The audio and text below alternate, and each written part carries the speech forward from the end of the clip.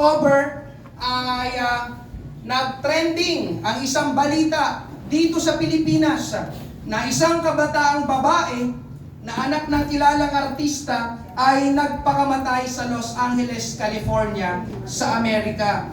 Ang ginawa ng babaeng iyon ay nagbigti. Amen? Kasi nakita ko, search ko, ay by hanging, sabi. Cause of death ay ligature hanging. At ito'y naging usap-usapan sa social media, maging sa ilang mga interview sa kanilang pamilya. Ang kabataang babae na yon, ay sa aking nabasa, ay isang rising social media talent at bahagi pa ng GMA Sparkle Artist Center. Siya rin ay isang influencer na maraming followers sa kanyang social media accounts. So siya ay hinahangaan sa kanyang pagiging totoo at masigasig na pagkatao. Subalit, meron pala siyang matinding kinakaharap na laban. Amen? Na yun ang naging hudyat ng kanyang pagpapakamatay. Ang kanyang mental health condition. Sabi sa narinig kong interview, tungkol doon sa kabataan, ay ilang beses na niyang tinangka na magpakamatay dahil sa kanyang mental struggle. At sa edad lang na 19 years old, ay nawakasan na ang buhay ng kabataang iyon. Amen? Ngayon, ang nakatawag ng aking pansin, mga kapatid, dahil kinukwento ni Rolin at ng ilang kabataan dito, amen, ang issue na yon, amen, yung mga komento at sinabi ng tatay niya. Alam ko, kilala niyo yung tatay niya. Amen. Tungkol sa kanyang pagpapakamatay. Pakinggan niyo ang sabi ng tatay niya. Ganitong sinabi ng tatay niya. Sabi ng tatay niya, I would like to think that my daughter, blank, did not die in vain. Yung pangalan niyo nung anak niya. Sabi niya, I know that nothing can happen as an accident. I know that things work out well. I know that this is planned by the Lord. There is a reason, sabi niya, and the reason is beautiful. Sa Tagalog, gusto kong isipin ang aking anak na si Blanc ay hindi namatay ng walang kabuluhan. Alam kong walang pwedeng mangyari bilang isang aksidente. Alam ko na maayos ang mga bagay. Alam ko na ito ay plano ng Panginoon. May dahilan at maganda ang dahilan.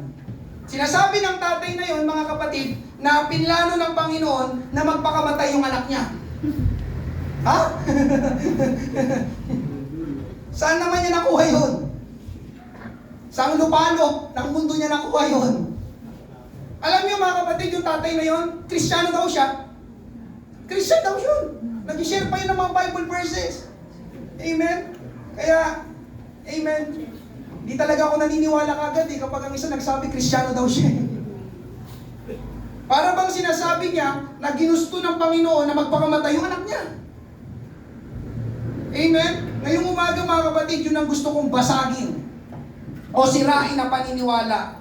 Kasi maraming ang naniniwala na yung kabataang babae na nagpakamatay ay nasa mas magandang kalagayan na raw ngayon. Mamaya, ipapaliwanag ko ito. Amen? Ngayong umaga, mga kapatid, yung sanhi ng pagpapakamatay ng kabataan ay may kinalaman sa isip. At yun ang nais kong ipangaral ngayong umaga. Amen? Mga kapatid, pakinggan mo ito, lahat ay nagsisimula sa isip. Amen? Yun ang pamagat ng aking pangaral, starts with the mind. Lahat ay nagsisimula sa isip. Starts with the mind. Ano man ang ating ginagawa, nagsisimula sa isip. Ang mga pagtatagumpay at ang mga kabagsakan, nagsisimula sa isip. Ang mga krimen sa ating kapaligiran, nagsisimula sa isip. At maging ang ating kahihinatnan sa buhay, ay may kinalaman ng isip o nagsisimula sa isip. Kaya alam niyo, mga kapatid, napakahalaga ng ating isipan o ng ating mind. Amen? At alam niyo ni Apostol Pablo, na siyang nagsulat ng ating main text sa umagang ito. Amen? Ang sabi niya ay ganito, basahin natin ang ating main text, Philippians chapter 4. Amen? Verses 8 to 9. Mali yan. 8 to 9, pakipalitan na lang.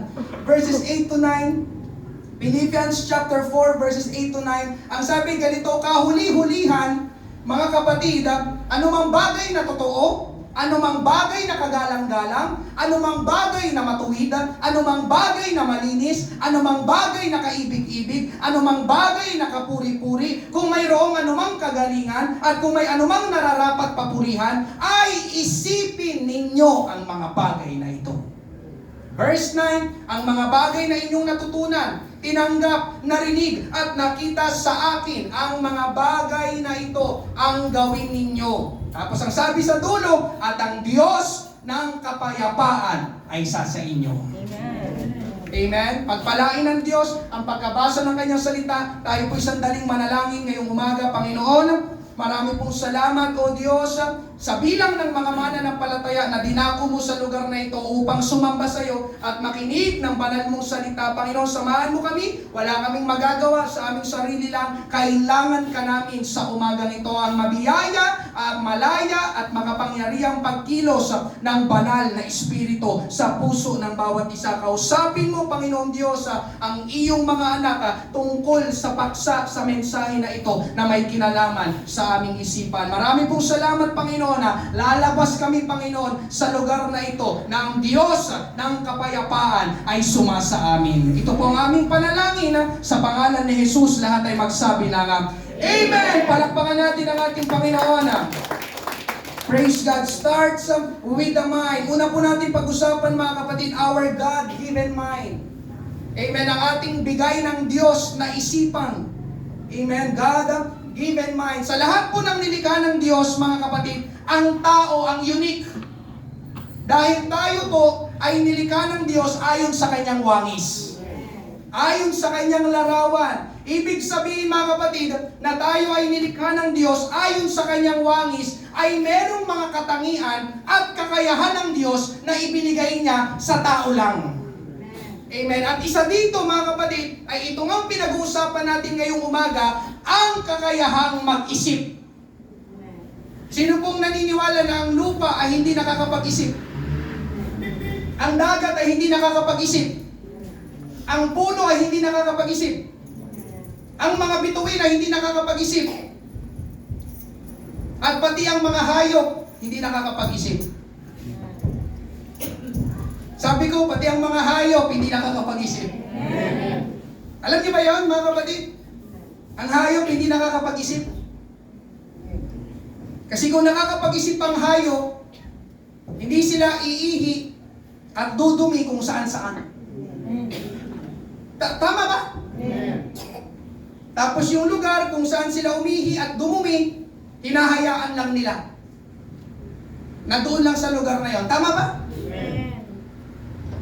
So ano meron, pastor? Kaya alam nyo na, kapag umiihi kayo at dumudumi kayo kung saan-saan.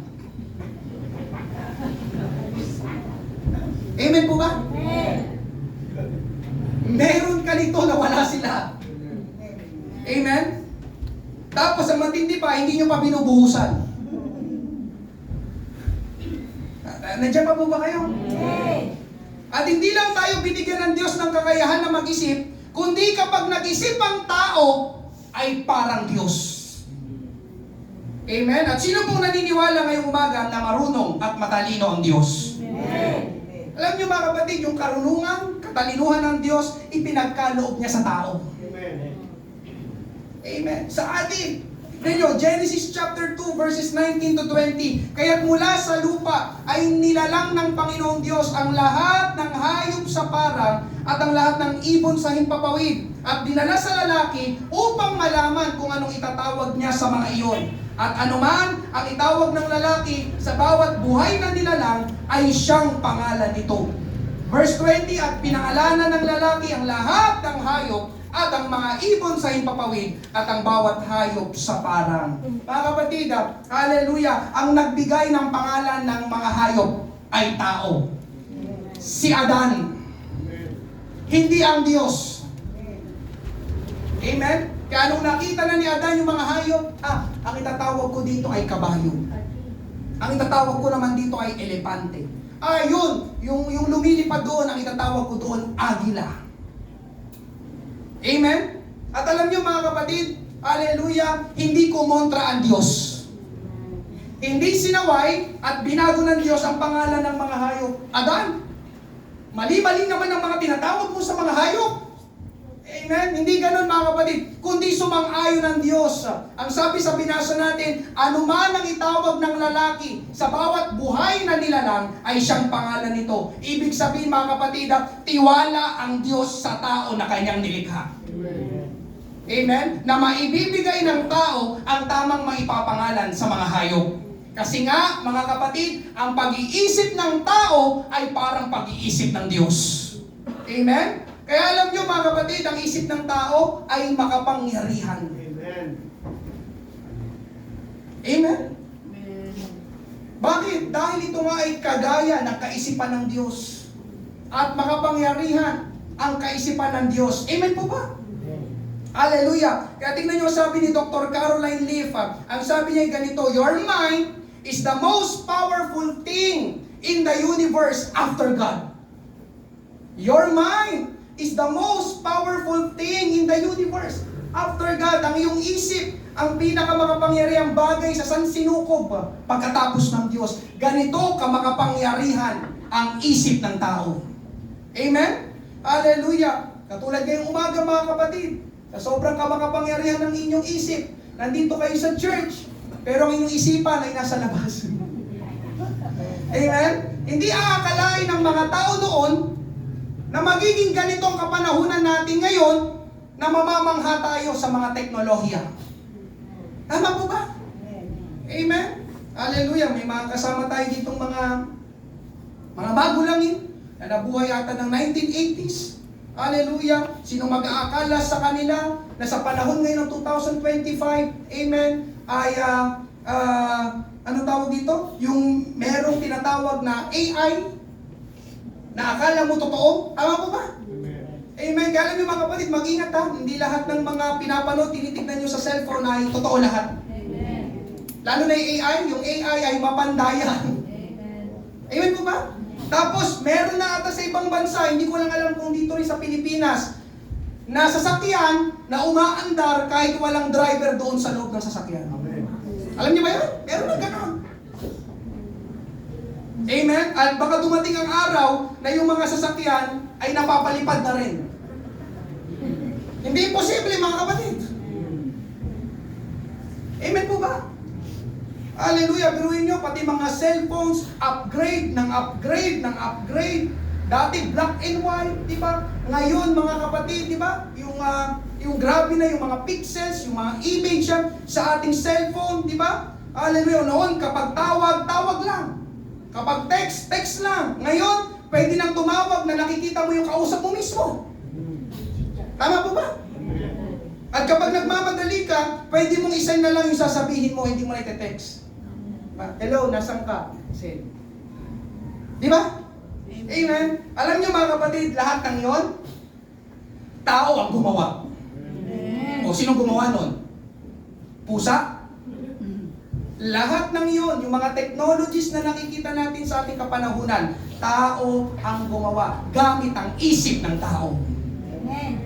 Amen? At ako'y naniniwala mga kapatid na marami pang maiimbento ang tao sa mga susunod na mga panahon na makakatulong din sa ating araw-araw na pamumuhay.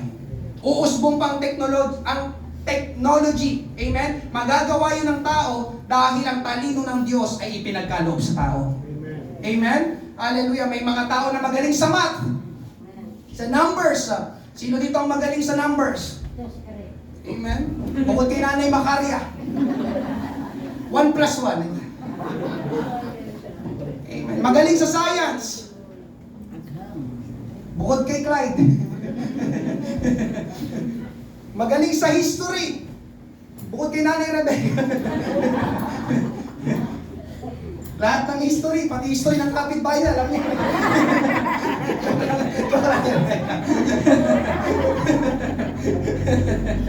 Biro lang po, biro lang. magaling sa arts, amen? Magaling sa music. Alam niyo mga kapatid, lahat ng yon may kinalaman sa isip. Amen? At tao lang pong makakagawa nun. Wala pa akong nakitang aso na tumutugtog ng gitara. Nakakita na ba kayo? Ako wala pa. Amen? Hallelujah. Kung nakakita na kayo, AI yon. Amen? Dahil wala silang isip na kagaya ng sa atin na kayang matuto ng mga bagay na yon. At isa pang halimbawa sa Bible mga kapatid, the wisest man who ever live on earth. Sino yon? Yung wisest man, ang pinakamatalinong tao na nabuhay sa balat ng lupa. Amen? Si Haring Solomon. Amen? Na siya'y nasa Bible. Isang gabi, dinalaw siya ng Diyos sa panaginip at tinanong siya kung anong gusto niya na matanggap. 1 Kings chapter 3 verses 5 at 9, sa Gibeon ay nagpakita ang Panginoon kay Solomon sa panaginip sa gabi. At sinabi ng Diyos, hingin mo kung anong ibibigay ko sa iyo. Bigyan mo ang iyong, verse 9, sumagot si Solomon, bigyan mo ang iyong lingkod ng isang mapag-unawang isipan upang pamahalaan ang iyong bayan, upang aking makilalang mabuti at ang masama, sapagkat sino ang makakapamahala dito sa iyong malaking bayan. Alam niyo mga kapatid, ang daming pwedeng hingiin ni Haring Solomon. Amen? Tulad ng kayamanan, kapangyarihan, at ang buhay ng kanilang mga kaaway. Pero nabasa natin, ang hiningi niya sa Diyos ay mapag-unawang isipan. Pansinin niyo mga kapatid, isipan. Panginoon, bigyan mo ko ng mapag-unawang isipan na ating tinatalakay sa umagang ito. Amen? May kinalaman sa isip ang hiningi ni Solomon. Sa ibang salin, yung mapag-unawang isipan ay karunungan.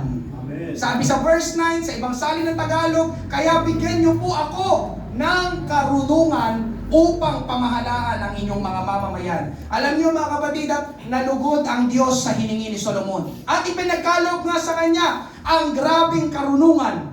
Karunungan na patas at tama humatol, karunungan na handang magpasya, karunungan, amen, na makipag-usap sa iba't ibang mga tao. Merong tagpo dito rin sa 1 Kings chapter 3, sa inyong personal na pagbabasa na lang, amen, ikukwento ko na lang po, may dalawang babae, amen, na nagpunta kay Haring Solomon. Yung dalawang babae na yon ay nakatira sila sa iisang bahay. At yung dalawang babae na yon ay kapwa ng anak ng sanggol. Amen, kaya lang, yung isang babae doon, pagdating ng gabi, ay nahigaan niya yung kanyang anak. Alam niyo naman paminsan, syempre, mga nanay, pagod, diba? Bagong panganak, amen, napahimbing ang tulog, kaya lang hindi niya namalayan ay nahigaan niya ang kanyang anak. At yung anak, yung sanggol ay namatay. Amen? Hallelujah. Pero hindi matanggap ng nanay na ito. Ang ginawa niya, dahil nga may kasama pa siyang isang nanay doon sa bahay na yon, na nanganak din at buhay ang kanyang anak, ang ginawa ng babae na yon na namatay ng anak ay pinagpalit niyang anak nila. Yung kanyang patay na anak, inilagay niya doon sa isang nanay at yung anak ng nanay na nabuhay ay kinuha niya. Pag gising nila kinabukasan, yung isang nanay ay gulat na nagtataka. Amen? Sabi niya, bakit hindi na humihinga yung anak ko? Okay pa naman kami kagabi. Naglalaro pa kami. Bit ko pa siya. Kaya imposible ito. Hindi ito pwede. Merong mali. Sabi ng isang babae, pagtingin niya sa kanyang kasamang nanay doon sa bahay, di ba, alam niyo minsan yung tinatawag na lukso ng dugo. Hindi, yun ang anak ko, yung karga niya. Hindi itong anak ko. Kaya ang ginawa nilang dalawa, amen, dahil ayaw ibigay, anak ko yan. Sabi niya, hindi, yan ang anak mo, yung patay. Ito, anak ko to. Ang ginawa nilang dalawa, dahil hindi sila magkasundo, pumunta sila ngayon kay Haring Solomon. Haring Solomon, amen, hallelujah, meron kaming isusumbong sa'yo. Amen, itong babae na ito, inaangkin niya yung anak ko, na sinasabi niya na anak niya daw. Pero hindi yung totoo, anak ko yan. Sabi naman isa, hindi, yung anak mo yan, yung patay, ito yung anak ko yung buhay. Amen? Alam niyo ang ginawa ni Haring Solomon, dahil nag-aagawan yung dalawang babae doon sa buhay na bata, ang ginawa ni Haring Solomon ay nagpakuha siya ng espada. Bakit siya nagpakuha ng espada? Sabi ni Haring Solomon, total, hindi kayo magkasundo, O para patas, hatiin natin yung bata na yan na buhay sa dalawa. Tapos paghatian ninyong dalawa. Sumagot yung totoong nanay, sabi niya, naku, mahal na hari. Amen. Pakiusap. Amen. Huwag niyo na pong gawin yan. Ibigay niyo na lang sa kanya yung buhay na bata. Sabi ng totoong nanay. Pero yung hindi tunay na nanay sabi, hindi! Paghatian namin ito. Total, gusto mo rin naman ng anak na buhay eh. Patayin na lang ating sa gitna. Ngayon, hallelujah mga kapatid, nakilala ni Solomon ang tunay na nanay. Amen. Sabi niya, ang tunay na nanay ay yung babae na ayaw niyang hatiin sa gitna yung bata na ito. Kaya ibigay sa kanya ang anak. Kaya nabigay doon sa tunay na nanay yung anak. Amen. Hallelujah. Tapos tignan nyo ang sabi mga kapatid sa 1 Kings chapter 3 verse 28, pagkatapos humatol ni Solomon, ni Haring Solomon ng ganon, ang sabi ganito, nang marinig ng mga mamamayan ng Israel ang pasya ng hari, si Haring Solomon, lumaki ang paggalang nila sa kanya. Bakit? Dahil nakita nila na may karunungan siyang mula sa Diyos sa paghatol ng tama. Grabe, sabi niya yung hari natin, ang galing. Ang galing humatol. Amen? Dahil meron siyang karunungan na mula sa Diyos. Alam niyo mga kapatid, ganitong isip ng tao. May karunungan, makapangyarihan, maaasahan dahil ang ating isipan ay galing sa Diyos. Amen? Yun ang ipinagkaloob niya kay Haring Solomon. Kaya mga kapatid, yung isang aklat sa Bible, yung Book of Proverbs. Sino po dito ang familiar sa Book of Proverbs? Sa Tagalog ay Kawikaan. Alam niyo po ba na ang ibang tawag sa Book of Proverbs ay Book of Wisdom? Yes. Aklat ng karunungan. Bakit? Dahil ang manunulat ay si Haring Solomon. Amen? Kaya kapag binasa niyo ang Proverbs, ang daming practical truths na kapag in-apply natin sa ating buhay, magiging marunong tayo. Ang sabi ko, magiging marunong tayo. Uunlad tayo, lalago tayo. Amen? Nandun sa Book of Proverbs yung sabi doon, yung inuutusan ng tao na pagmasdan ng mga langgam. Nandun yun sa Book of Proverbs, pagmasdan mong mga langgam, na kahit wala silang pinuno, sila'y nagtitipon, nag-iipon. Amen? Sapagkat sa mga panahon na kagaya ng ganito ng bagyo, hindi sila pwedeng lumabas. Kasi madali silang maaanod ng tubig. Tama ba? Amen. Amen? Pero mga kapatid, ang sinasabi doon ni Solomon, may karunungan ang mga langgam. Amen po ba? Amen. Sino dito gustong maging marunong? Amen. Basahin mo yung Book of Proverbs. Ang dami mong may a-apply sa iyong buhay na mga katotohanan sa Book of Proverbs. Eksakto! Amen? Yun ay 31 chapters. Amen? At isang araw, ay pwede mong basahin isang chapter sa loob ng isang buwan. Amen po ba? Amen. Hallelujah! Ito ang isipan natin mga kapatid. Isip na bigay ng Diyos. Dahil tayo ay nilikha ayon sa wangis ng Diyos. Kaya lang mga kapatid, merong problema. Ano yung problema, pastor? Doon sa Hardin ng Eden ay nakapasok ang kaaway. At sinimulan niya ang kanyang masamang balak sa tao na ang kanyang puntirya ay ang isipan ng tao. Amen? Pangalawa, pag-usapan natin assault in the mind. Assault in the mind. Pag-atake sa isip. Hallelujah! Ngayong umaga mga kapatid, alam ng dyablo kung paano nilikha ng Diyos ang tao. Alam ng dyablo na makapangyarihan ang isip ng tao dahil ito'y parang isip ng Diyos. At alam ng dyablo ang nagagawa at magagawa ng tao gamit ang isip. Kaya doon sa hardin mga kapatid ng Eden, ang inatake ng dyablo ay ang isip ng tao. Amen? Paano inatake ng dyablo ang isip ng tao? Siya ay naghahasik ka. Amen? Ng mga masasamang bagay na laban sa Diyos tulad ng ginawa niya kay Eva. Ang atake ng dyablo mga kapatid ay pagdudahin si Eva sa kabutihan ng Diyos. Genesis chapter 3 verse 1 at 4 to 5. Sa lahat ng hayop na nilikha ng Panginoong Diyos, ang ahas ang pinakatuso. Minsan, tinanong ng ahas ang babae, totoo bang pinagbabawalan kayo ng Diyos na kumain ng bunga ng alinmang puno sa halamanan? Verse 4, sumagot dito yung babae, pero tumalon tayo ng verse 4. Ngunit sinabi ng ahas, hindi totoong mamamatay kayo. Sinabi iyan ng Diyos dahil alam niya na kapag kumain kayo ng bungang iyon, mabubuksan ang mga Isipan nyo. isip ninyo at magiging katulad niya kayo na nakakaalam kung ano ang mabuti at masama. Mga kapatid, para bang sinasabi ng diablo dito, totoo ba na pinagbabawalan kayo ng Diyos? Na kumain ng bunga ng alimang puno sa halamanan? Ang damot naman ng Diyos. Ang sama naman ng Diyos. Piruin mo, ginugutom niya kayo. Bawal kumain. Hindi kayo mamamatay. Hindi yung totoo. Ang totoo ay merong tinatago ang Diyos sa inyo. Kasi kapag kinain nyo yun, magiging katulad kayo ng Diyos. Ngayon mga kapatid, pagkarinig ni Eva nun, nagulo bigla ang isip niya. Nagulo bigla ang isip ni Eva. Ganun ba yun? Kaya ngayong umaga mga kapatid, pakinggan mo ito. Ito lagi ang ginagawa ng diablo. Ginugulo ang isipan mo.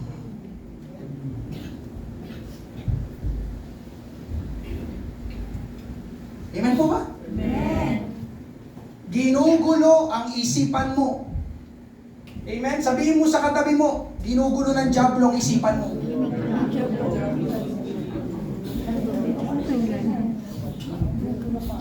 At nakakalungkot mga kapatid, dahil sa sinabi ng ahas, ayun na nga, nagsimula siyang magduda sa Diyos. Oo nga, mukhang meron ngang tinatago ang Diyos sa amin. Amen? Mas naniwala si Eva sa sinabi ng ahas kaysa sa sinabi ng Diyos. Alam natin ang kwento mga kapatid, kinain nila ang bunga ng punong kahoy na pinagbabawal ng Diyos na kainin. At nang magkasala ang tao mga kapatid, pakinggan mo ito, ang karunungan ng Diyos sa isipan ng tao ay para bang nabura. Amen? Parang nabura yung karunungan ng Diyos sa isipan ng tao. At dahil nawala ang karunungan ng Diyos sa tao, pakinggan mo ito at dahil nawala ang karunungan ng Diyos sa tao, ang tao ay naging bobo. Ano kabaliktaran ng karunungan? Kamangmangan. Sa mababaw na salin lang, mababaw na salin Tagalog kamangmangan, kabubuhan yun. Andiyan pa po ba kayo? Amen. Wala nang karunungan ng Diyos eh. Amen? Totoo ang narinig nyo mga kapatid. Pakinggan mo nito. Ang kasalanan ay nakakabobo.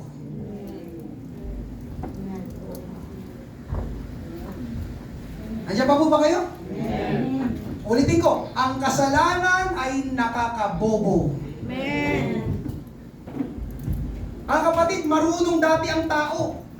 Amen? Biruin mo, walang itatawag sa hayop, pero napangalanan lahat ni Adan. Pero simula nang magkasala sila mga kapatid, hallelujah, doon na nagsimula na ang tao ay naging mangmang. O dito nga pinag-usapan natin, sa terminolohiya ng mga Pilipino. Amen? Hallelujah. Kaya alam niyo mga kapatid, marunong sana ang tao, kaya lang dahil sa kasalanan, nabobobo ang tao. Nung ako'y binata pa, nakatira sa Mandaluyong, may sari-sari store ang tatay at nanay ko, hanggang ngayon naman. At ako ang malimit na nagbabantay. Lalo na kapag wala akong pasok sa school, nag-aaral ako noon ng college.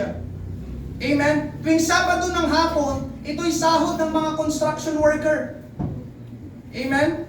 Tapos pag-uwi nila, didiretso muna sila sa tindahan. Amen? Pupunta sila sa tindahan dahil suki sila, nila papa, nila mama. At alam nyo mga kapatid, ang pinakamarami nilang bibilin sa tindahan, alak. Kasi unbeliever pa si papa noon, titinda ng alak.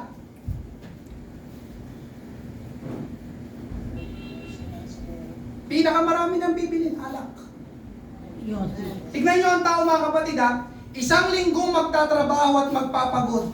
Tapos pagtanggap ng sahod, ibibili lang ng alak. Di ba? Tingnan lang sa akin, di ba kabubuhan yun? Amen. Amen. Sabihin nyo sa akin, hindi. Amen. Buhat ka doon. Pero construction, di ba nakakapagod ito? Buhat dito, semento dito, magpala doon. Pagtanggap ng sahod, nasa isip, yung pulang kabayo. Walang kabayo. Uuwi silang lahat kasi doon sila magiinuman sa tapat ng tindahan. Lahat sila pulang-pula. Uuwi. Alam niyo mga kapatid, kaya nilang ubusin yung sahod nila sa walang kwentang alak. Amen. Tapos meron pa, yung mga pangunahing pangangailangan nila, uutangin nila ngayon sa tindahan namin. Ate Marie, Kuya Yeng, pautang muna ng sardinas, ng noodles, sunod na Sabado ang bayad. Pero mo, yung mga kinakain nila, magkano? Noodles, sardinas, kumpara dun sa iniinom nilang alak, magkano yun? Diba kabubuhan yun?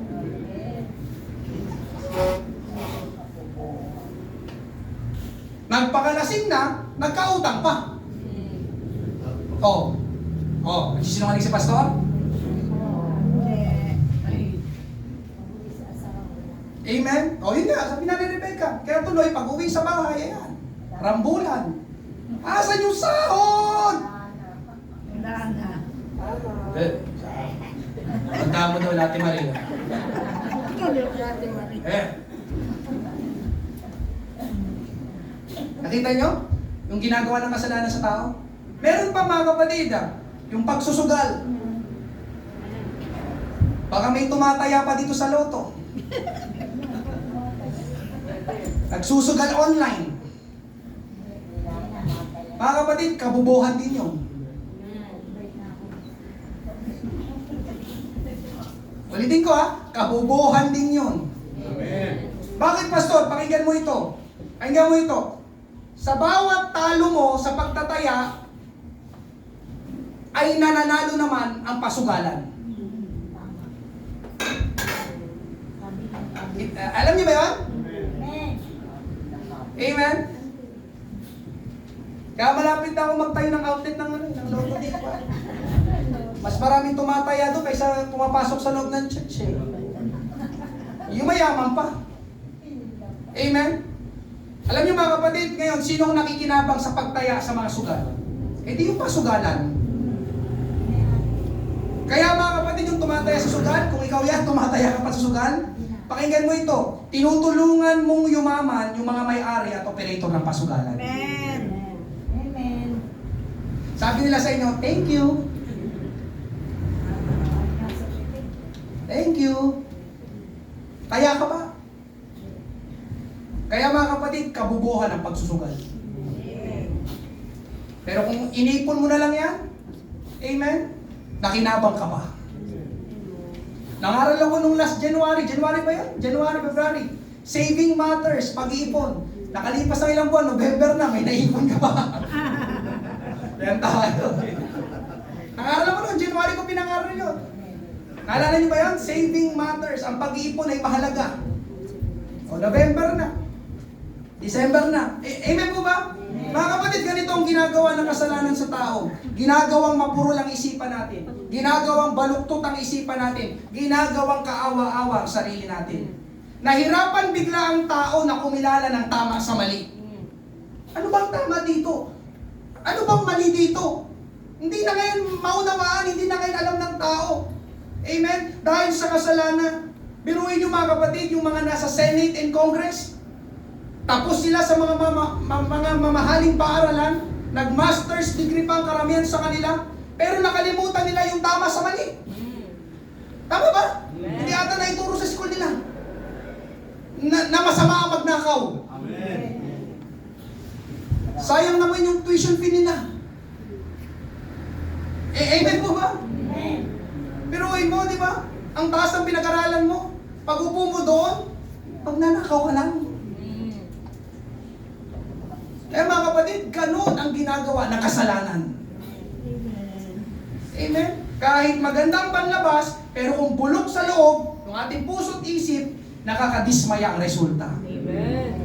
Alam ko, nakikita nyo ito sa inyong mga tahanan, sa inyong lugar, yung aking mga pinapangaral ninyo. Amen. Ang ganda ng trabaho, pero hindi makaipon. Bakit? Kasi mapurol, baluktot ang isipan na.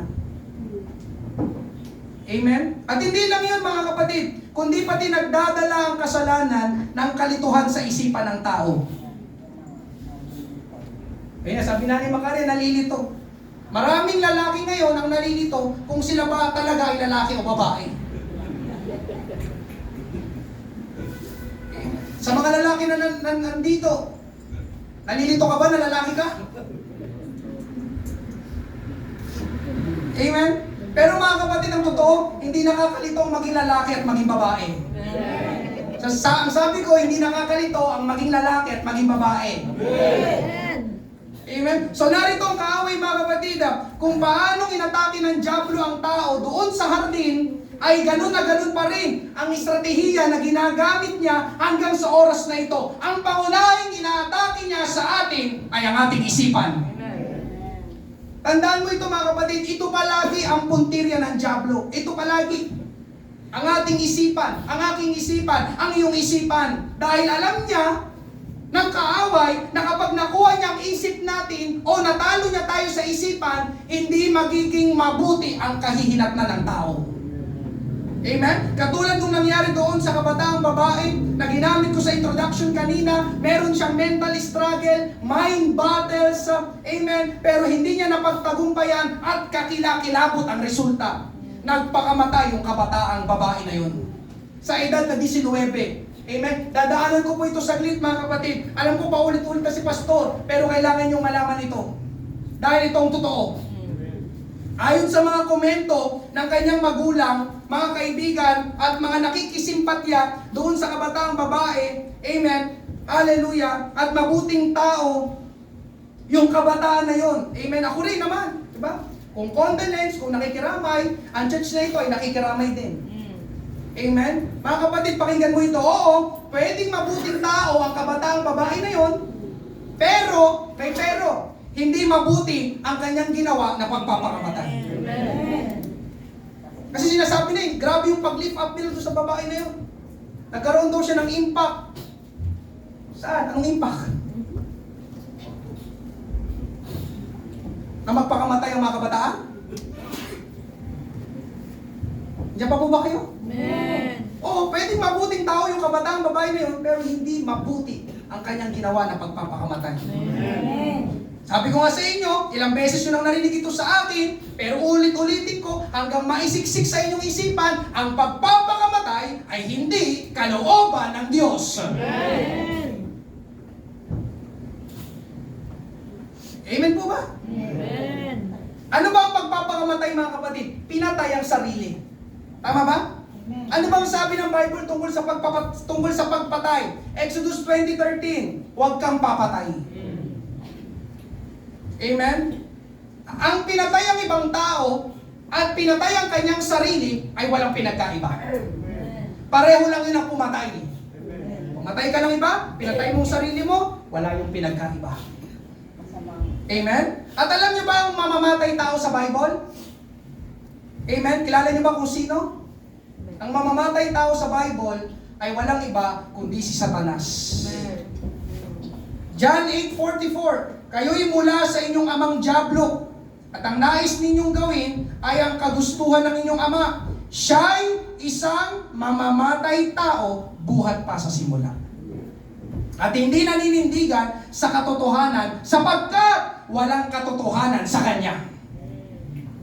Ang diablo mga kapatid, ang mamamatay tao. Kaya pakinggan mo ito, kapag ang tao ay nagpakamatay o pinatay ang sarili niya, siya ay mamamatay tao kagaya ng diablo. Amen.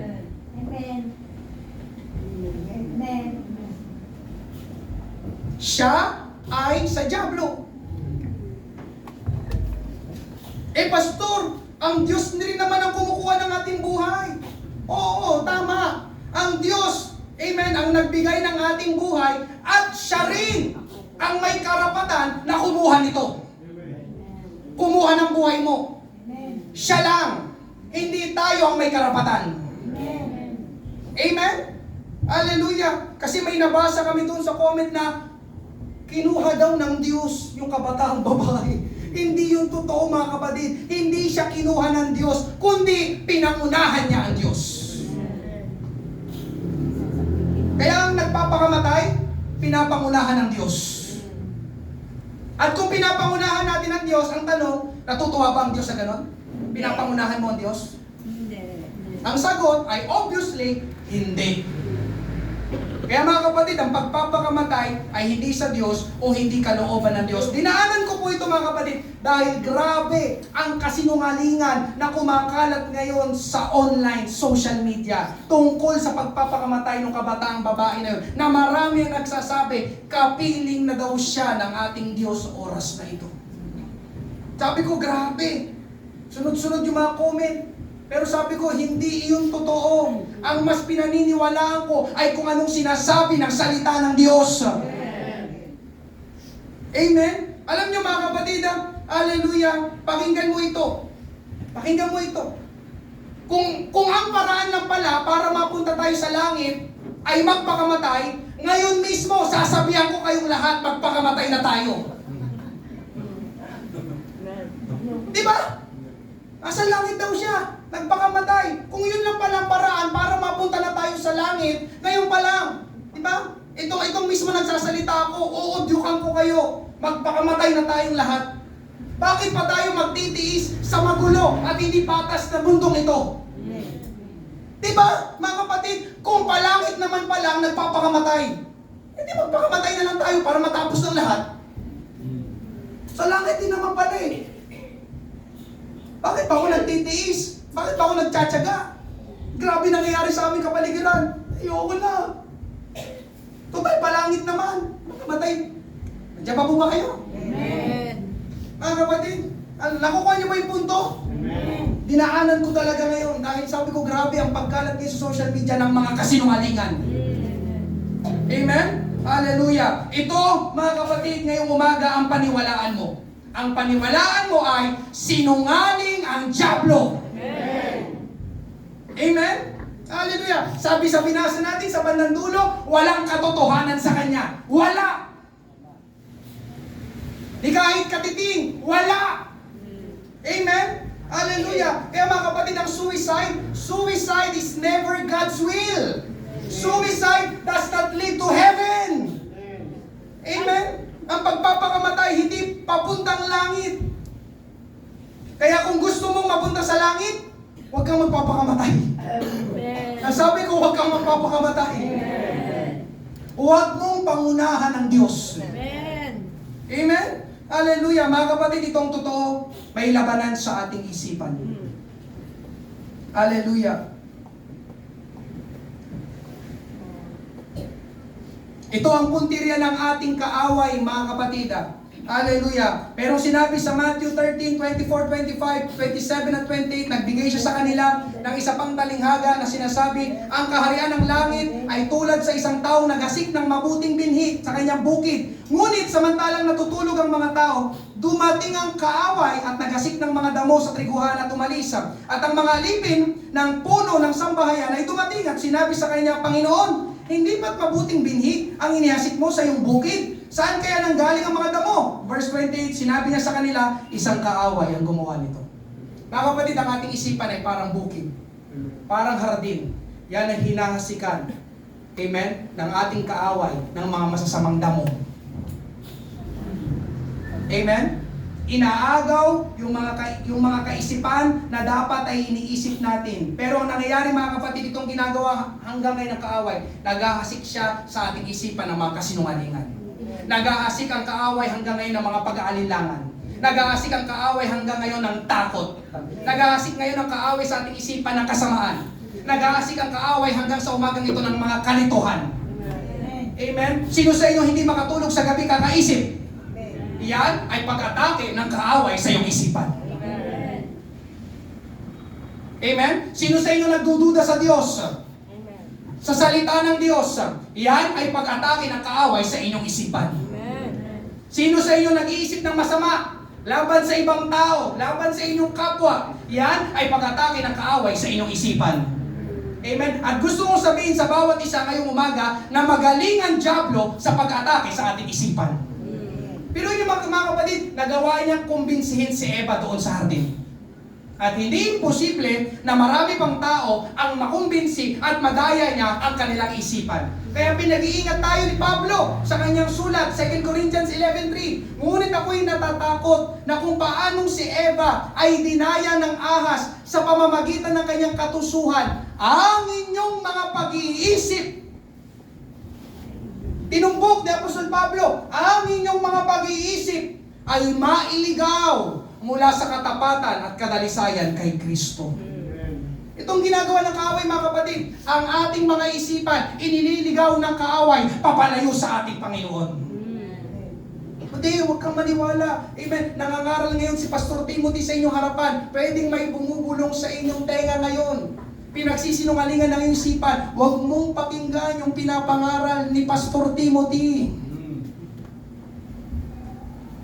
Amen?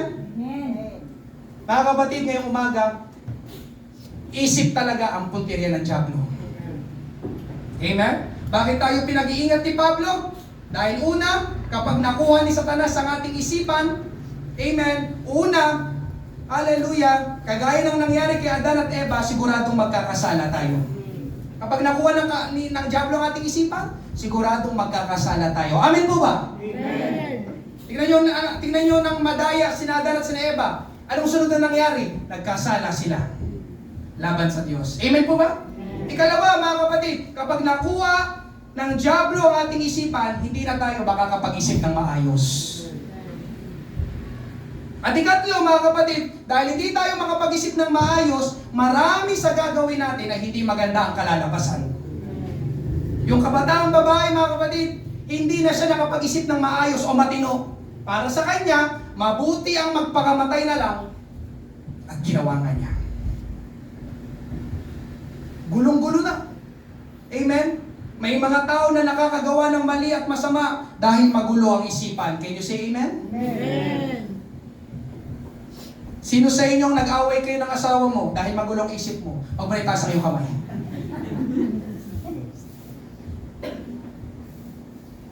Sino sa inyo nakakapagsinungaling, nakakapandaya dahil magulo ang isip mo? Huwag niyo rin itaas ang iyong kamay. Amen po ba? Amen. Yun, kapag magulong isipan, ano pa gagawin? Hindi nagiging maganda ang resulta.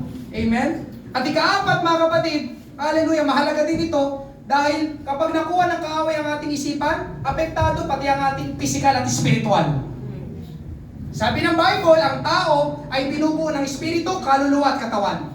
Spiritual being, emotional being, and physical being. Ang tatlong ito ay konektado sa isa't isa.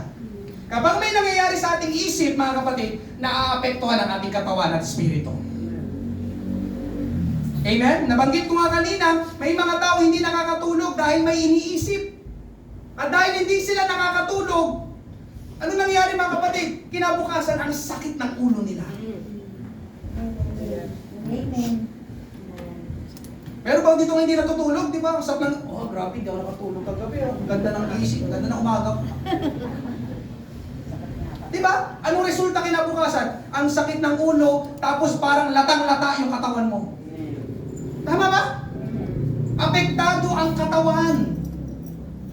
Amen? Kaya sa mga nagkakasakit ngayon, suriin nyo mga kapatid, baka yan ay stress. Karamihan sa sakit ng tao ngayon, stress ang dahilan. Hindi kasi nakakatulog at hindi nakakakain. Tama ba? Amen. Yung iba naman, sobra kung kumain. Stress pa rin yun, stress eating. Amen. Hindi rin maganda yun. Amen? Siyempre mga kapatid, pansinin nyo, ihina ang katawan, ihina ang ating resistensya, at kapag humina ang resistensya, babagsak ang ating kalusugan. At kapag bumagsak ang ating kalusugan, yun, magkakasakit tayo. At ang stress, ang pinagmulan ay saan nagmula? Saan nagsimula? Ganun ba kahalagang isipan? Hindi lang katawan, pati ang ating spiritual na buhay, damay din. Di muna ako makakadalo ngayon. Ang gulo ng isip ko.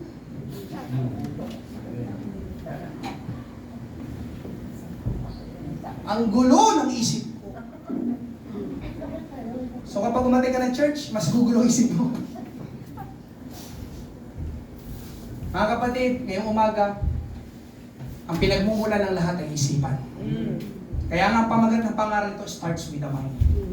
Nagsisimula sa isipan, mga kapatid. Ang ating mga gagawin mamaya, gagawin bukas, gagawin sa mga susunod na araw, may kinalaman sa ating mga iniisip ngayon. Kaya ang mahalagang tanong ngayong umaga, kamusta ang lagay ng iyong isipan? Nasa tamang pag-iisip ka ba? Malapit lang tayo sa Mandaluyong, de biro lang. Biro lang. Galing ako Mandaluyong, pero ikaw lang, may sa loob. Amen. Kaya siguro ganito yung pastor ninyo, mga kapatid. Ako kasi galing sa Mandaluyong. Tayo ba'y nasa tamang pag-iisip o baka nasa maling pag-iisip lang? Ngayong umaga, ang magandang balita, nais tayong tulungan ng ating Panginoon. Amen. Amen. Ang ating isipan ay may mahalagang bahagi na ginagampanan sa ating buhay. Kaya itong pangatlo, right setting of our mind. Tamang setting ng ating isipan.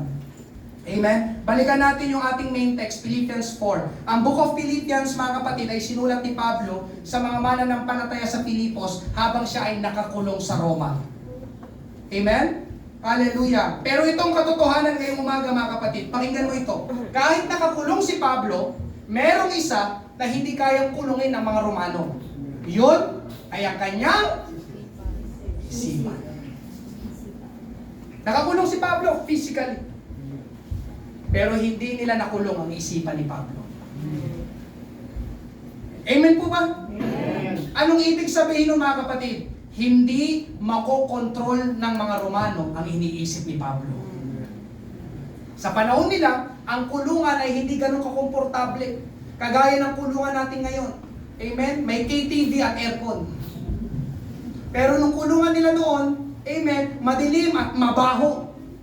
Amen? Pero alam niyo mga kapatid, kahit ganun ang kalagayan ni Pablo sa loob ng bilangguan, naisulat pa rin niya ang Philippians chapter 4 verse 4. Anong sabi mga kapatid? Magalak kayong lagi sa Panginoon. Muli kong sasabihin, magalak kayo. Mga kapatid, ulitin ko, nasa loob siya ng bilangguan. Na mabaho, madilim, madumi.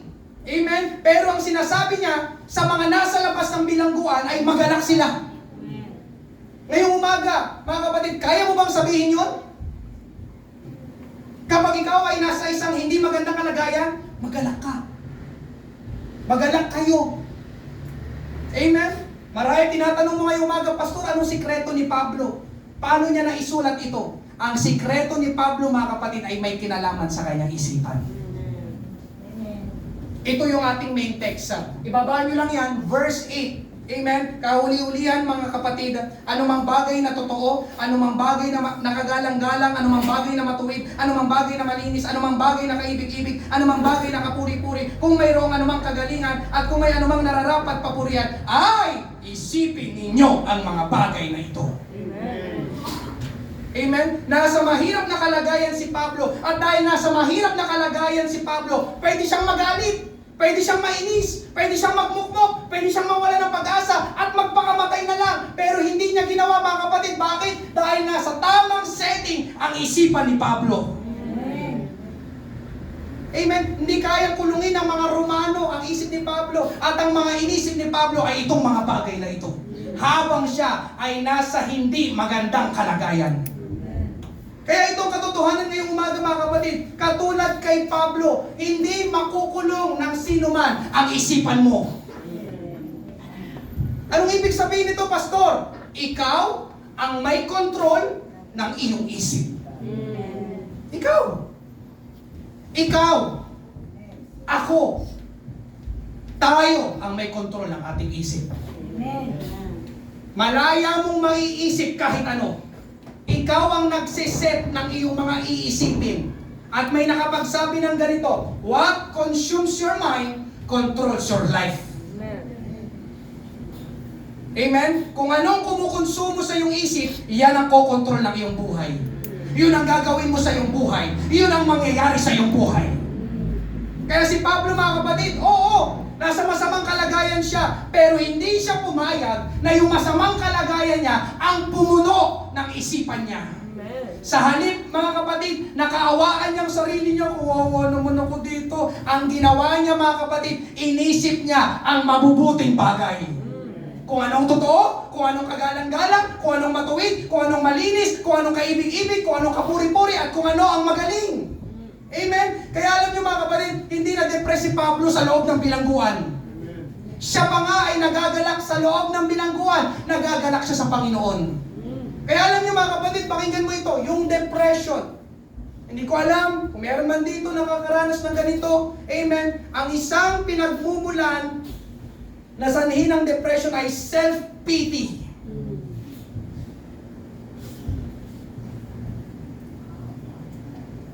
Kaawa naman ako.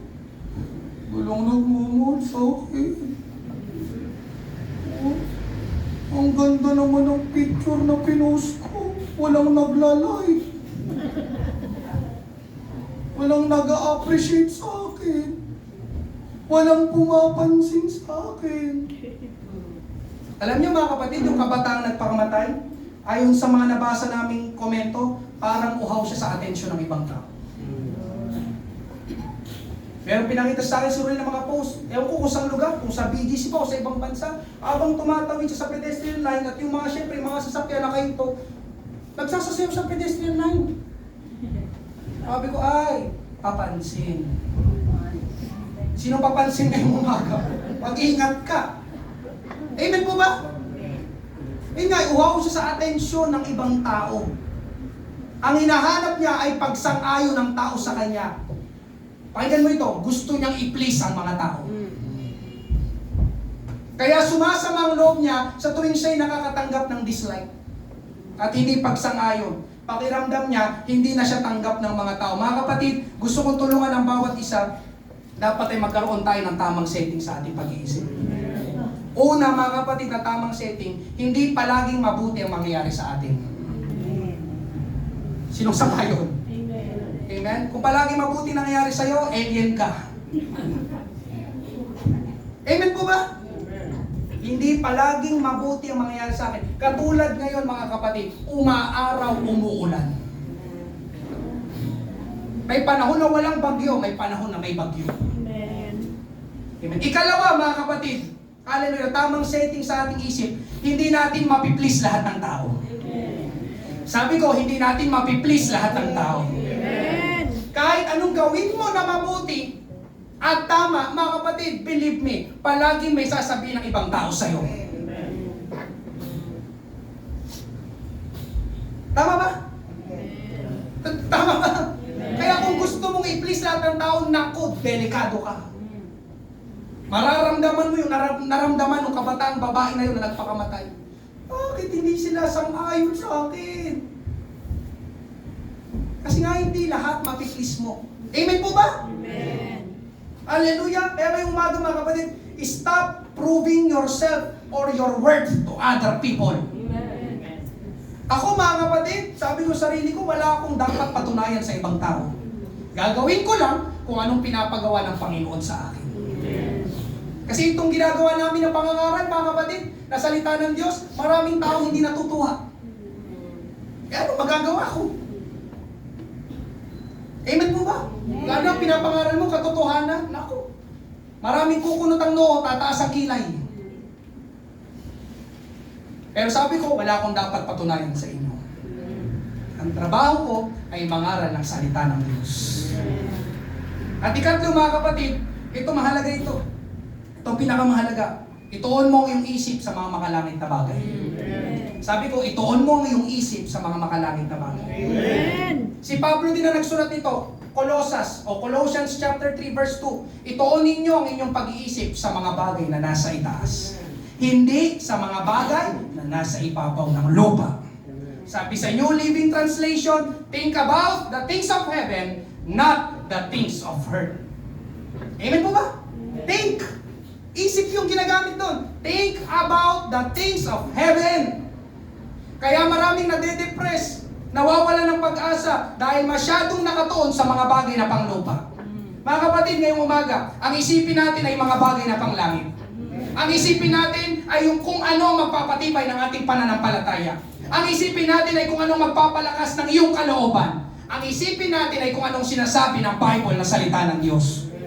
Kaya mga kapatid, tama ang ginawa ni Pablo. Isinet niya ng tama ang kanyang isipan, makalangit na pag-iisip. Amen? Habang siya'y nandoon sa bilangguan, mga kapatid. Amen? Para bang sinasabi ni Pablo, bakit ako magmumukmok? Anak ako ng Diyos. Bakit ako magpapakamatay? Hindi yung kalooban ng Panginoon. Bakit ako mawawala ng pag-asa? Ang Diyos na sinasamba ko ay Diyos na nagbibigay ng pag-asa. Bakit ako susuko sa buhay? Pwede ito'y pagsubok man, pwede ito'y pagsubok lamang at ito'y matatapos din. Bakit ko hingin ang opinyon ng ibang tao tungkol sa akin? Ang mahalaga ay kung anong pagtingin ng Diyos sa akin. At sinasabi ng Diyos sa kanyang banal na kasulatan, mahal na mahal ako ng Panginoon. Bakit ko isipin? Bakit ko papakinggan ang opinyon sa akin? Ang mahalaga, kung sinasabi ng Panginoon sa akin. And this Bible says, God loves me. And that is also true sa iyo. God also loves you. Makalangit na isipan. Amen? Philippians 4:8 mga kapatid, yung mga binigkas ko, yun ang totoo. Yun ang kagalang-galang. Yun ang matuwid, yun ang malinis, yun ang kaibig-ibig. Yun ang kapuri-puri, yun ang magaling, yun ang tamang setting, at yun dapat ang nakaset sa ating isipan. Amen po ba? Hallelujah. Train your mind to see the good in every situation. Train your mind to see the good in every situation. Mga kapatid, ikaw ang may control ng iyong isip. Ikaw ang makakapag-set kung anong iisipin mo. At sinabi dito, sanayin natin ang ating isipan na makita ang mabuti sa bawat sitwasyon. At alam niyo mga kapatid, pakinggan niyo ito. Sabi niyo, to see the good in every situation. Alam niyo ba ang mabuti sa bawat sitwasyon? Ang mabuti sa bawat sitwasyon ay walang iba kundi ang ating Panginoong Diyos. Amen. Lagi ko itong sinasabi mga kapatid, mabuti ang Diyos, lagi siyang mabuti. Amen. Kaya yung nakasulat sa Philippians chapter 4 verse 8, ito lahat kanina pakibalik ka. Sa Philippians chapter 4 verse 8 mga kapatid, hallelujah, lahat ng yan, o yung mga naka-highlight dyan na red, lahat ng yan ay naglalarawan at tumutukoy sa ating Diyos na buhay. Palakpakan natin ang ating Panginoon. Hallelujah! Ang Diyos ang totoo, ang Diyos ang kagalang-galang, ang Diyos ang matuwid, ang Diyos ang malinis, ang Diyos ang kaibig-ibig, ang Diyos ang kapuri-puri, ang Diyos ang magaling, at ang Diyos ang nararapat papurihan. Kaya ngayong umaga mga kapatid, ang tamang setting dapat ng iyong isipan, isipin mo ay ang ating Diyos. Amen! Hallelujah! At yun mga kapatid, itong naging kaisipan ni Apostol Pablo. Alam niyo ang resulta mga kapatid? Hallelujah! Nang ito na ang mga iniisip ni Pablo, Philippians 4, kasunod na verse 9. Ang mga bagay na inyong natutunan, tinanggap, narinig, at nakita sa akin, ang mga bagay na ito ang gawin ninyo. At ang Diyos ng kapayapaan ay sa inyo. Whatever you have learned or received or heard from me or seen in me, put it into practice, and the God of peace will be with you. Hallelujah! Mga kapatid, kapag ang isip natin nasa tamang setting, kapag ang iniisip natin makalangit na pag-iisip, kapag ang iniisip natin ay ang Diyos at ang magagawa niya sa sitwasyon natin, ang sabi sa binasa natin, ang Diyos ng kapayapaan ay sumasa atin. Palakpakan natin ulit ang ating Panginoon. Hallelujah! Thank you, Lord. Anong ibig sabihin nito mga kapatid? Hindi magulo. Hindi nalilito. Hindi balisa, kundi nasa kapayapaan. Sinasabi ng talatang ito mga kapatid na kahit magulo ang nangyayari sa ating kapaligiran, sa ating buhay, ay pwedeng malagay pa rin ang ating isipan sa kapayapaan. At naniniwala ako mga kapatid na yun ang kailangan at hinahanap ng bawat isa sa atin ngayong umaga. Mind at peace. Mind at peace. Ibig sabihin, isipan ay nasa kapayapaan. Ang isip ay mapayapa. Sino gusto ng mapayapang pag-iisip? Amen.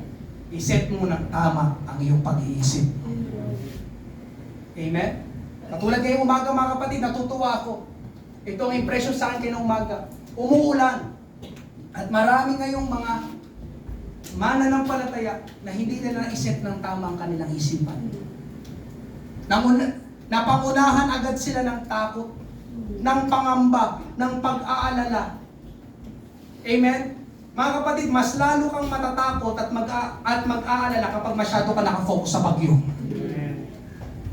Ang ginagawa nila ngayon, ewan ko, siguro nanonood sila ng balita, na lalo kang matatakot.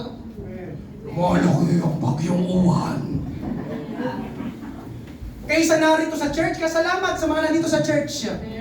Ngayong umaga mga kapatid, pinupuno ng Diyos ang iyong isipan ng mga makalangit na bagay. Bagyo lang yan, mas makapangyarihan ang aking Panginoon. Diba? May mga mananampalatayaan, mas excited sila sa bagyo. Kaysa sa kanilang excitement na sumamba sa Panginoon at makinig ng salita ng Diyos. Amen mga kapatid, kapag may problema, listen, malapit na matapos. Mga launa, tapos na tayo. Kapag may problema, mahirap na kalagayan, hindi magandang sitwasyon, ituon mo palagi ang focus mo sa Diyos. Amen.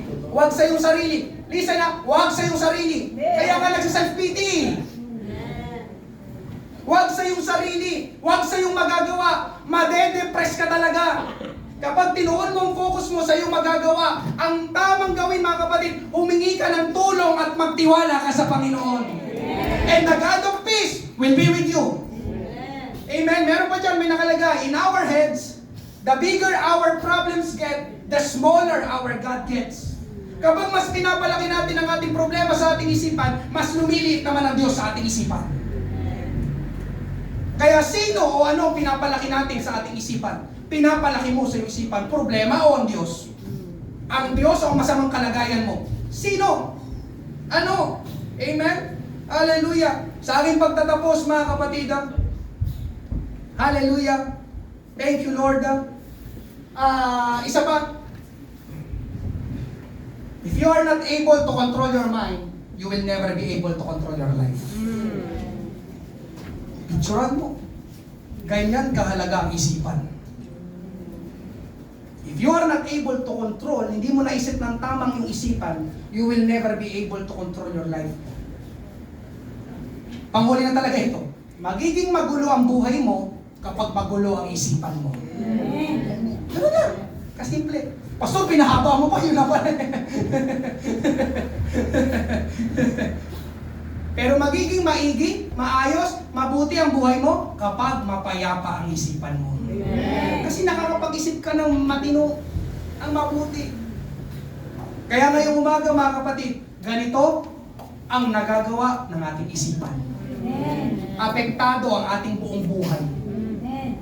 Nagsisimula sa isip. Mga kapatid, nagsisimula sa isip. Amen. Starts with the mind. Kaya ngayon pa lang, itono mo na, iset mo na sa tamang isipan bago ka lumabas sa lugar na ito. Amen? Dapat na maitama natin ang setting ng ating isipan. Palakpakan, purihin natin ang ating Panginoon sa umaga ito. Tayo magsimulan lahat. Praise God. Starts with the mind. Hallelujah. Kamusta ang lagay ng iyong isip? May gumugulo? Hindi ka makatulog? Pinanghihinaan ng loob? Nawawala ng pag-asa? Mabuti ang ating Panginoon. And the God of peace will be with you. Ikaw ang may kontrol ng iyong isip. Kahit masamang nangyayari sa iyong kapaligiran, pwede pa rin malagay sa payapa ang iyong isipan. At kapag nasa kapayapaan ng iyong isipan, magiging maayos ang takbo ng iyong buhay. If you are not able to control your mind, you will never be able to control your life. Ngayong umaga, meron po bang bago? Meron po bang first time? Nais ka namin samahan sa isang panalangin, pagtanggap sa ating Panginoong Jesus. Hallelujah. Ngayong umaga, kung wala mga kapatid, alam ko, kinakausap ka ng Panginoon na lumapit dito sa altar ko. Isuko mo lahat sa ating Panginoon. And the God of peace, piruin mo paglabas mo sa lugar na ito, and the God of peace will be with you. Saan ka man naroroon, kapag nasa tamang setting ang iyong isipan, kasama mo palagi ang Diyos ng kapayapaan. Amen? Binubuksan po natin ang ating altar habang tayo umawit sa ating Panginoon. I speak Jesus. Hallelujah. There is peace within His presence. Hallelujah. Glorify your name, Lord. I speak Jesus over every heart, over every mind, Panginoon. Hallelujah. Lord, we rebuke, Lord God, the spirit of depression, anxiety, fear, Lord God, hallelujah, na lumayas, Panginoon, sa aming isipan, hindi namin pinapayagan, hallelujah, ang mga makalupang pag-iisip na yon, pag-iisip na hindi mo kalooban, Panginoon, kundi ang aming pinapayagan na makapasok sa aming isipan ay makalangit na pag-iisip patungkol sa iyo, Panginoon, patungkol sa katotohanan ng iyong salita. Ikaw, Panginoon, ang pumuno ng aming isipan sa umaga nito. Hallelujah. Thank you, Lord. Thank you, Jesus. Kami man ay naaharap sa bagyo, Panginoon Diyos, sa umaga nito. Ikaw ang Diyos ng kapayapaan na sa amin, Panginoon. Hallelujah. Glorify your name.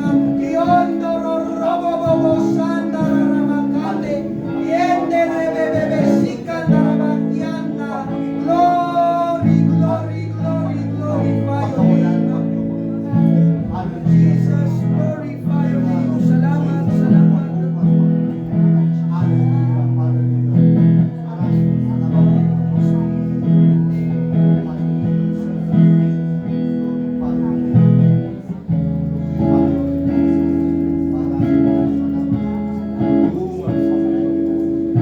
Declaring there is hope and there is free. Yes, there is hope, there is freedom. I speak Jesus.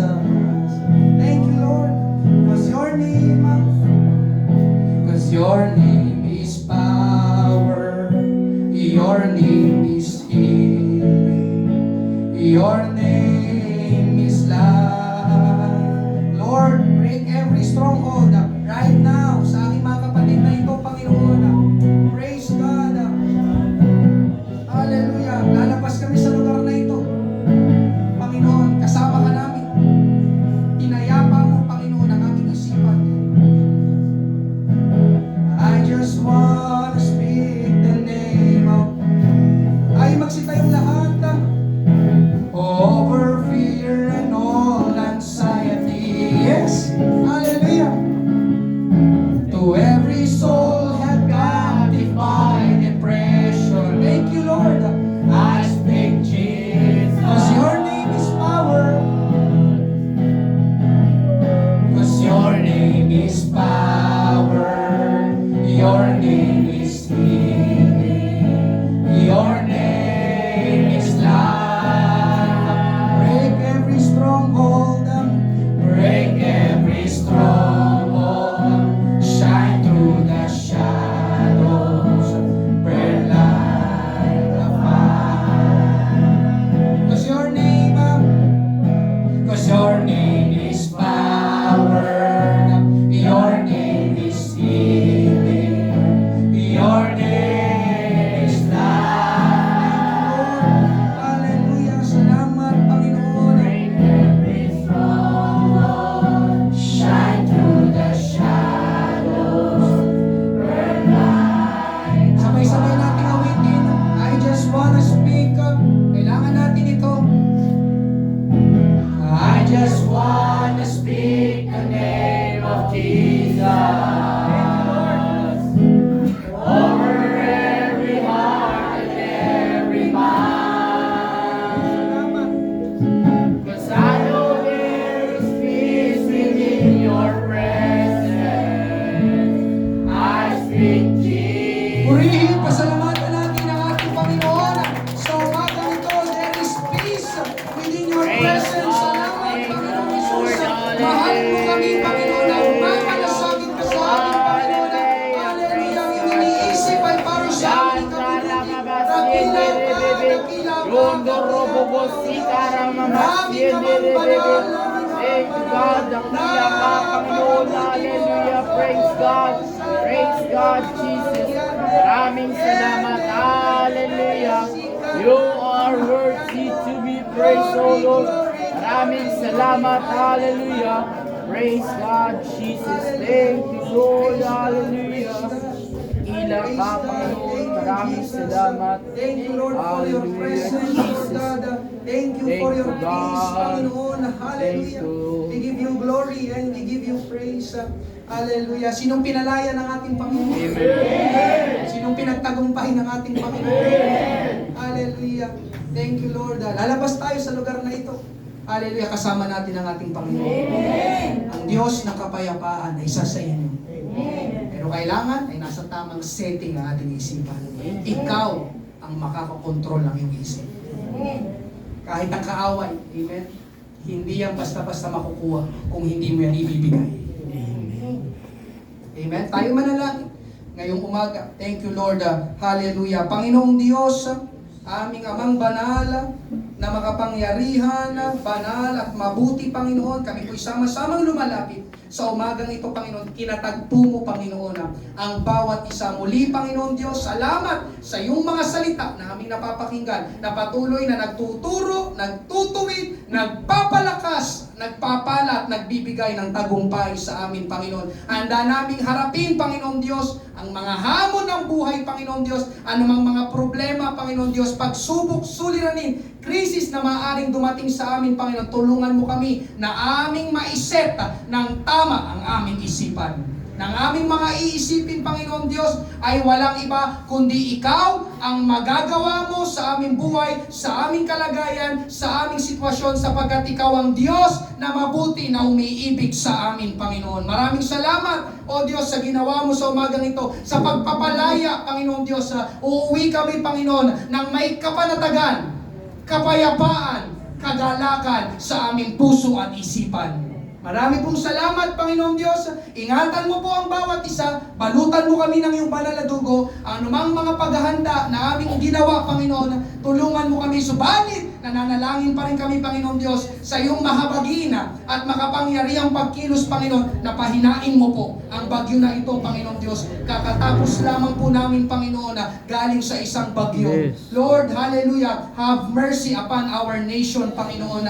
Hallelujah. Marami pong salamat, O Diyos. Maghihiwa-hiwalay kami ngayong umaga, Panginoon, na may kagalakan at kapayapaan sa aming isipan. Marami pong salamat, Panginoon. Patuloy mo pagpalain ng bawat isa, bawat buhay, bawat pamilya, bawat kalusugan, bawat hanap buhay, Panginoon Diyos. Patuloy mong patatagin, palakasin ang aming mga espiritual na buhay. Marami pong salamat. Ito pong aming panalangin. Sa iyo lamang, Panginoon, ang pinakamataas na papuri pagsamba. Ito ang aming panalangin sa pangalan ni Jesus. Lahat ay sumigaw ng malakas na Amen! Praise God! Thank you po! Hallelujah! Amen! Tapos na po tayo. Hallelujah! Mag-ingat